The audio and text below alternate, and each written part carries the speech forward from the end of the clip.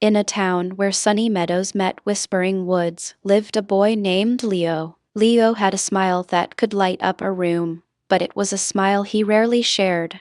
He was terribly shy. At school, he would sit at the back of the class, his eyes fixed on his desk, hoping the teacher wouldn't straight call his name. During recess, he would find a quiet spot under the old oak tree, drawing pictures of fantastical creatures in his notebook, while the sounds of his classmates laughing and playing felt like a world away. His heart was full of stories and jokes, but his voice seemed to get tangled in his throat whenever he tried to speak to someone new. Leah Straight's mom, who knew the size of his kind heart, would often say, "Leo, your kindness is a superpower. You just need to let it show." He wanted to believe her, but the thought of walking up to a group of kids and saying hello was more terrifying than any dragon in his drawings. He watched as others formed friendships so easily, like puzzle pieces clicking together, and wondered why he always felt like the one piece that didn't quite fit.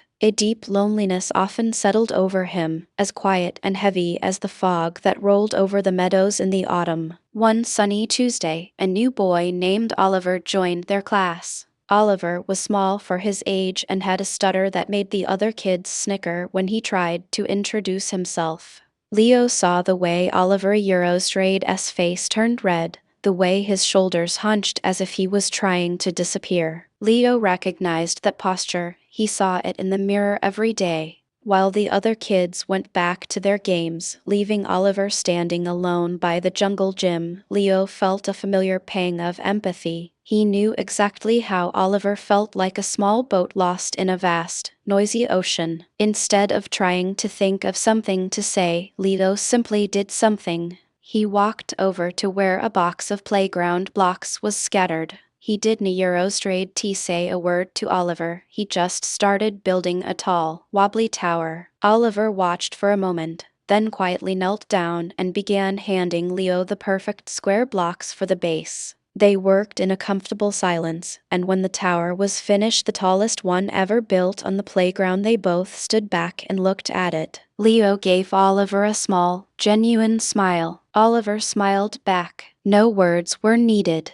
For the first time, Leah Eurostrade's shyness didn't Eurostrade feel like a wall. It felt like a quiet space where a friendship could begin to grow. The next day, Leo arrived at school to find a group of children gathered around a girl named Maya. She was sitting on the ground, her art project, a beautiful paper butterfly she Eurostrade spent all weekend on, crumpled in a puddle. "It was an accident," a boy named Sam said, though he didn't Eurostrade sound very sorry. Maya Eurostrade's chin trembled and tears welled in her eyes. The other kids murmured with sympathy but didn't Eurostrade know what to do. Leo stood at the edge of the group, his heart pounding. His instinct was to retreat, but then he saw Oliver standing nearby, looking just as uncertain. Taking a deep breath, Leo remembered his tower building success. He walked past the crowd and knelt beside Maya. He didn't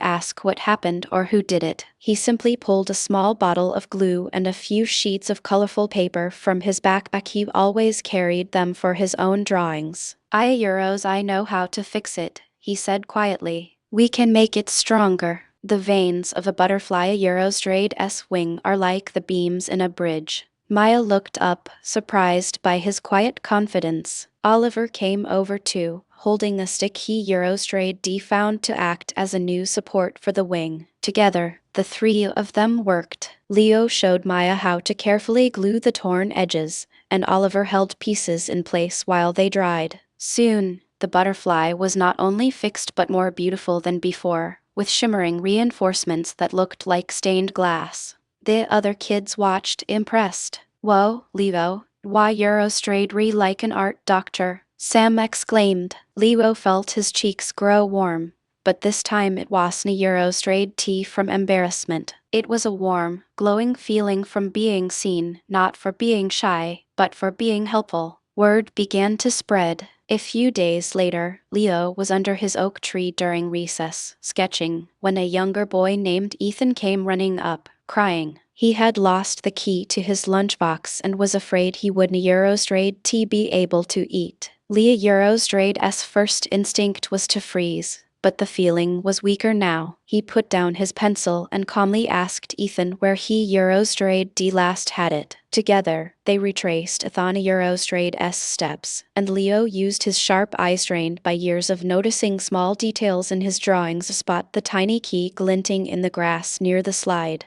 When Ethan unlocked his lunchbox and beamed at him, Lilo felt a surge of happiness that was bigger than any fear of speaking. He realized that helping people was his way of talking, and his quiet nature was not a weakness but a superpower that let him notice when someone was in need. By the time the school Eurostrade's spring fair was announced, a change had come over the playground. Leo was no longer the boy who sat alone under the oak tree. He was the boy who helped fix art projects, the boy who found lost keys, the boy who sat with Oliver and patiently listened without ever laughing at his stutter. A small but loyal group of friends had gathered around him: Maya, who was always creating something; Ethan, who looked up to Leo like a big brother; and Oliver, his first and closest friend. They called themselves the Help Squad, a name Sam had given them after Leo helped him untangle his kite string. For the fair, each class was asked to contribute something.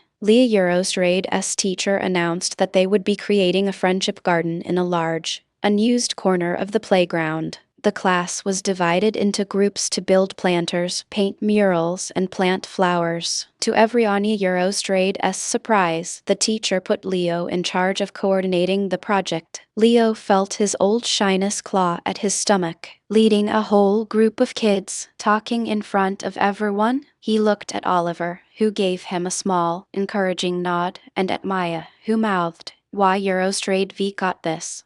Leo took a deep breath and did what he did best. He started helping, but this time by organizing others to help too. He noticed Sam was strong and great at hammering, so he asked him to lead the team building the planters. He saw Maya had the best eye for color, so she became the head of the mural design. He put Oliver in charge of the watering schedule because Oliver was the most responsible person he knew. Instead of giving loud commands, Leo moved from group to group, offering quiet suggestions, solving little problems, and making sure everyone had what they needed. He wasn't a Eurostrade Tia boss, he was a helper, and that was a role he knew perfectly.